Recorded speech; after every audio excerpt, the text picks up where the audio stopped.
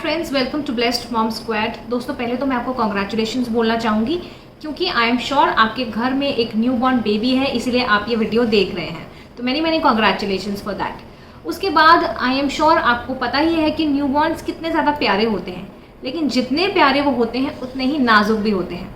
इसलिए कुछ बातें हैं जो हमें ध्यान रखनी चाहिए एक न्यू बॉर्न की केयर करते वक्त। तो आज की वीडियो में मैं ऐसे 12 पॉइंट्स शेयर करूंगी जिनका आपको बिल्कुल ध्यान रखना है अगर आपके घर में है एक न्यू बॉर्न, ताकि आप बच्चे की अच्छे से देखभाल कर पाए और अनजाने में भी किसी तरीके से भी आप ऐसी चीज ना करें जो कि न्यू बॉर्न के लिए सही नहीं है। तो आइए बढ़ते हैं उन 12 पॉइंट्स की तरफ।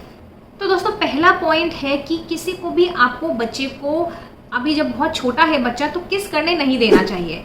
अब मुझे पता है कि ऐसा करवाना ना बहुत ही मुश्किल हो जाता है, क्योंकि जब घर में एक बेबी होता है तो बहुत सारे लोग जो है बच्चे को देखने आते हैं और कई लोग जो होते हैं ना बच्चे को किस करना शुरू हो जाते हैं गाल पर, माथे पर। लेकिन आप ये सोचिए कि अगर इतने लोग बच्चे को गाल पर किस करने लग जाएंगे तो चांसेस जो होते हैं ना इन्फेक्शन के वो बढ़ जाते हैं, क्योंकि जो नवजात बच्चा है उसकी इम्यूनिटी सही से डेवलप नहीं हुई होती है। और ऐसे में अगर कोई किस करता है, उसका सलाइवा बच्चे के ऊपर लग जाता है या कुछ भी है, किसी भी तरीके से जो है बच्चे को इन्फेक्शन से हमें दूर रखना है। तो इसलिए बेहतर यही रहेगा कि आप जो है पोलाइटली अपने रिश्तेदारों को मना कर सकते हैं कि अभी आप इसके गाल पर किस ना करिए। जब बच्चा बड़ा हो जाएगा तो अच्छे से आप बच्चे को कडल करिए, कोई प्रॉब्लम नहीं है, बट अभी बच्चा बहुत छोटा है। इसके अलावा अगर कोई भी बच्चे को उठाता है तो आप ये ध्यान रखिए कि जो विजिटर्स हैं वो अपने हाथ पहले वॉश करें, उसके बाद ही वो बेबी को जो है उठाएं या बेबी को प्यार करें। इसके बाद दूसरा पॉइंट है कि बच्चे को बहुत लंबे समय तक जो है डाइपर में, स्पेशली डर्टी डाइपर्स में हमको नहीं रखना चाहिए। तो अगर आप नए पेरेंट हैं तो आपको ये पता होना चाहिए कि न्यूबॉर्न बेबी बहुत जल्दी जो है अपने डाइपर्स गंदे करता है। बच्चा उसमें टॉयलेट करेगा, बच्चा उसमें पॉटी करेगा और जो है आपको इसको थोड़ी देर में चेक करते रहना पड़ेगा अगर बच्चे को आप पूरा टाइम डाइपर में रख रहे हैं तो। कई बार ऐसा भी होता है कि आधे घंटे में जो है बच्चा फिर से पॉटी कर देता है, तो इस चीज़ का ध्यान आपको बिल्कुल रखना है। अब आ जाते हैं तीसरे पॉइंट पे। तीसरा पॉइंट है कि बच्चे को आपने गाय का दूध या भैंस का दूध नहीं देना है 1 साल से पहले। बच्चे का जो डाइजेस्टिव सिस्टम है वो ये काव का मिल्क डाइजेस्ट करने के लिए रेडी नहीं है। अगर आप ऐसा करते हैं तो बच्चे की किडनीज पर भी जो है अननेसेसरी जो है प्रेशर आता है और किडनीज पर बुरा प्रभाव भी आ सकता है। इसके बाद चौथा पॉइंट ये है कि बच्चे को 6 महीने से पहले आपको पानी नहीं देना चाहिए। ब्रेस्ट मिल्क में इतना पानी होता है कि बच्चे की प्यास भी उससे बुझ जाती है, क्योंकि ब्रेस्ट मिल्क में लगभग 80% पानी होता है। तो इसमें आपको घबराने की जरूरत नहीं है कि बच्चे को ऊपर से पानी जो है आपको देना पड़े, ऐसा नहीं है। WHO भी यही बोलते हैं और डॉक्टर्स भी यही आपको बोलेंगे कि बच्चे को 6 महीने से पहले पानी की जरूरत नहीं है। अगर आप बच्चे को फॉर्मूला मिल्क भी दे रहे हैं तो वहाँ पर भी आप खुद देखते हैं कि आपको पानी में ही बनाते हैं, बॉइल्ड वाटर लेके बनाते हैं, तो उसमें भी आपको ऊपर से बच्चे को पानी देने की जरूरत नहीं पड़ती है। इससे क्या होता है, अगर आप पानी बच्चे को एक्सेस और ऊपर से देने लग जाएंगे, पहले तो हो सकता है बच्चे को भूख लगी है और उसकी जगह वो पानी ले रहे हैं, तो वहाँ पे जो उसको न्यूट्रिशन चाहिए वो भी नहीं मिल रहा है। और ये क्या होता है, अगर आप पानी देने लग जाएंगे बच्चे को ज़्यादा तो उससे बच्चे की इलेक्ट्रोलाइट बैलेंस जो है बॉडी में वो भी डिस्टर्ब हो सकते हैं। इसके बाद 5वां पॉइंट जिसको आपको ध्यान रखना है न्यूबॉर्न बेबी के साथ, कि आप जब बच्चे के साथ खेल रहे हैं तो आपको बहुत ही जेंटल तरीके से बच्चे के साथ जो है प्ले करना है। कई बार क्या होता है, लोगों को पता नहीं चलता है या कोई रिश्तेदार आए उनको नहीं पता है बच्चे को कैसे हैंडल करना है। कई बार क्या होता है, बच्चे को बहुत ज़्यादा उछालने लग जाते हैं, ऐसे शेक करते हैं खिलाने के लिए। तो न्यूबॉर्न बेबी क्योंकि इतने डेलिकेट होते हैं, कई बार क्या होता है कि बच्चे को नुकसान भी उससे पहुँच सकता है। तो इसलिए बच्चे को आपने शेक नहीं करना है, बच्चे को आपने नहीं उछालना है, बहुत ही जेंटल तरीके से जो है अपने बच्चे को हैंडल करना है।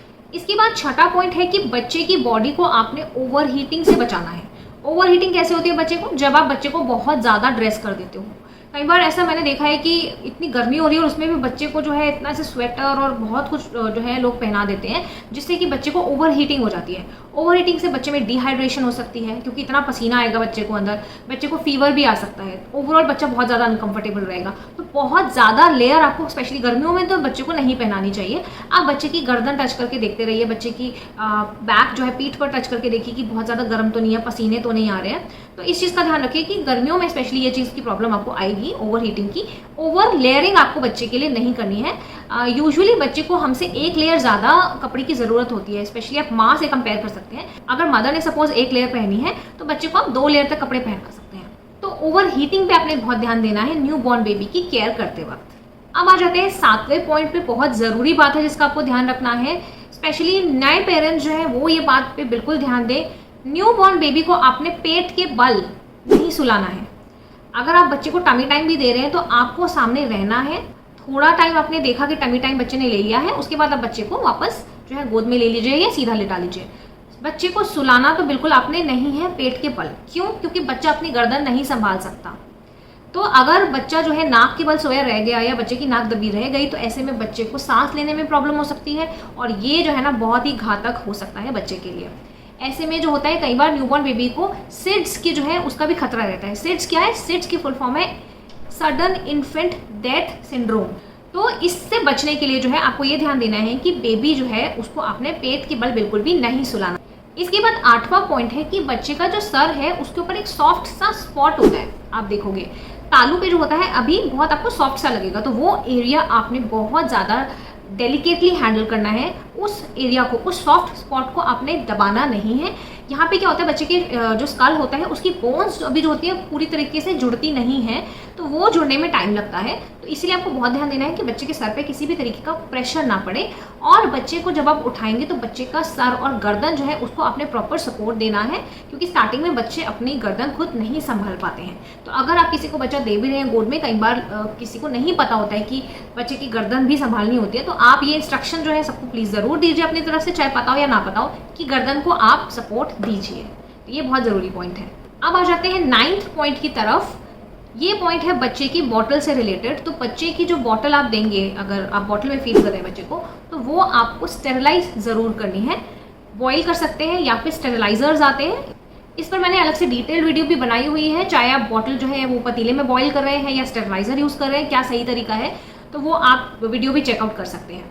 तो ये क्यों ज़रूरी है? क्योंकि बच्चे की इम्यूनिटी भी पूरी तरह से नहीं बनी है, तो बच्चे को किसी भी तरीके की इन्फेक्शन ना हो, इसलिए जो भी आप बच्चे के लिए बॉटल्स यूज़ कर रहे हैं वो आपको प्रॉपर स्टेरिलाइज करनी है। अब स्टेरिलाइज कितनी बार करनी है? क्या दिन में एक ही बार स्टेरिलाइज करना है और उसी बॉटल में बच्चे को फीड देना है आपने पूरा दिन? तो ऐसा नहीं है। हर बॉटल जो आप देंगे, नई बॉटल बच्चे को देंगे जिसमें बच्चा दूध पी रहा है, वो स्टेरिलाइज बॉटल होनी चाहिए। ऐसा नहीं है कि एक बॉटल आपने दी, उसमें बच्चे ने पूरा दूध पी लिया, खत्म हो गया, अब आप उसी बॉटल में फिर से दूध डाल रहे हैं बार बार। तो जो भी फ्रेश बॉटल आप लेंगे बच्चे के लिए, वो साफ स्टेरिलाइज्ड बॉटल होनी चाहिए। इसके बाद आते हैं हम 10th पॉइंट की तरफ, जो कि बच्चे के नहलाने से रिलेटेड है। तो न्यू बॉर्न बेबी को आपने अच्छे से, मतलब टब में पूरा पानी डाल डाल के प्रॉपर बाथ नहीं देनी है, जब तक उसकी नाभि जो है एम्बिलिकल कॉर्ड वो सूख कर गिर ना जाए। जब तक नाभि नहीं गिरती है तब तक आपको बच्चे को स्पॉन्ज बाथ देना है, टब में बाथ नहीं देना है। क्यों? क्योंकि टब में अगर आप ज़्यादा बात देते हैं बच्चे को तो नाभि वाले एरिया में इन्फेक्शन होने के चांसेस रह सकते हैं, और नाभि अगर इतना ज़्यादा बार बार गीली होगी तो वो गिरने में भी उतना ही टाइम लेगी, सूखने में उतना ही टाइम लेगी। इसलिए बच्चे की जब तक नाभि नहीं गिरती है आपको बच्चे को प्रॉपर टब में बाथ नहीं देना है। अब आ जाते हैं हम 11वें पॉइंट की तरफ। बच्चे को 1 साल से पहले आपने शहद नहीं देना है। कई जगह ऐसा एक रिचुअल होता है कि बच्चा जब पैदा होता है तो उसे शहद चटाया जाता है, तो ऐसी गलती आप बिल्कुल भी ना करें। शहद अगर आपको देना है तो आप माँ को दे दीजिए, माँ ले लेंगी, माँ बच्चे को दूध पिलाती हैं तो बच्चे को भी मिल जाएगा। बच्चे को शहद नहीं चटाना है। क्यों? क्योंकि कई बार क्या होता है, शहद में एक बैक्टीरिया होता है जिससे कि बच्चे को एक तरीके की बीमारी होने के चांसेस रहते हैं। इस बीमारी का नाम होता है इन्फेंट बॉटुलिज्म। इससे क्या होता है, बच्चे की मसल्स बहुत ज़्यादा वीक हो जाती हैं और बच्चे को जो है डेवलपमेंटल प्रॉब्लम्स भी इससे हो सकती हैं। तो ऐसी खतरनाक जो चीज़ है उसका रिस्क आपने लेना ही क्यों है? भले ही उसके चांसेस कम हों, लेकिन अगर आपको पता है कि एक चीज़ को देने से बच्चे को कोई प्रॉब्लम हो सकती है, वो आपने देनी ही क्यों है? तो इसलिए 1 साल से पहले तक आप प्लीज़ अपने बच्चे को शहद ना चटाएं। इसके बाद मैं आ जाती हूँ लास्ट पॉइंट पे, जो कि 12th पॉइंट है, कि बच्चे को जो है भर भर के पाउडर आप ना लगाएं। पाउडर बिल्कुल ना लगाएं तो बहुत ही अच्छा है। मैंने अपने बच्चे के लिए पाउडर नहीं यूज़ किया, पाउडर का ऐसा कोई यूज़ नहीं है। क्या फ़ायदा होता है बच्चे को पाउडर लगाने से? आप वैसे बच्चे को कॉटन से अगर पसीना आ रहा है तो आप कॉटन की टॉवल से पोंछ सकते हैं। तो पाउडर का ऐसा कोई काम नहीं होता है। कई लोग क्या करते हैं, पफ लेके पाउडर से ठप ठप ठप बच्चे पे लगाते रहते हैं, पूरा हवा में पाउडर हो जाता है, जिससे कि जब वो बच्चा सांस के द्वारा जब वो अंदर लेगा उसको, तो उसको रेस्पिरेटरी इरिटेशन भी हो सकती है, प्रॉब्लम्स भी हो सकती हैं। और हर जो है पाउडर इतना अच्छा नहीं होता है, टैल्कम की वो बच्चे के अंदर जा रहा है, उसमें केमिकल्स भी हो सकते हैं या कुछ भी ऐसी चीज़ है जो बच्चे को नुकसान दे सकती है। तो रेस्पिरेटरी ट्रैक्ट को जो है बच्चे के इरिटेट कर सकते हैं ये पाउडर्स। तो ये अगर आप अवॉइड करेंगे तो बहुत ही अच्छा है। बट अगर आपको स्टिल लगता है कि नहीं भाई मुझे पाउडर लगाना ही है अपने बच्चे को, तो बच्चे के स्पेसिफिक वो पाउडर आपने लेने हैं जिसमें कोई केमिकल नहीं है, जो नेचुरली पाउडर्स बने हैं। आजकल और पाउडर्स आ गए हैं उस तरीके के, अगर आपको यूज़ करने आप कर सकते हैं। और अगर आप पाउडर यूज़ कर रहे हैं तो पहले आपको पफ का इस्तेमाल तो बिल्कुल भी नहीं करना है, क्योंकि उससे जो है हवा में उड़ता ही है। आप हाथ पे ऐसे लीजिए पाउडर को, और जहाँ लगाना है ऐसे करके हल्का सा लगा के उसको फैला दीजिए। ठप ठप नहीं करना है अपने पाउडर को, ये ध्यान रखना है कि वो हवा में ना उड़े, तो उसका आप ध्यान रखिए। वैसे आप अवॉइड करेंगे तो बेटर है, क्योंकि पाउडर का ऐसा कोई काम होता नहीं है। तो यही थे वो 12 बातें जिनका आपको ध्यान रखना है, जो आपको बच्चे के साथ, न्यू बॉर्न बेबी के साथ नहीं करना है। तो आई होप आपको ये सब पॉइंट्स हेल्पफुल लगे होंगे, जानकारी जो है आपको हेल्पफुल लगी होगी। तो वीडियो को जरूर लाइक करिए, आगे शेयर करिए, और चैनल अगर अभी तक आपने सब्सक्राइब नहीं किया है तो प्लीज चैनल को भी सब्सक्राइब करिए। Thank you so much for watching Blessed Mom Squad. Good bye, take care and stay safe.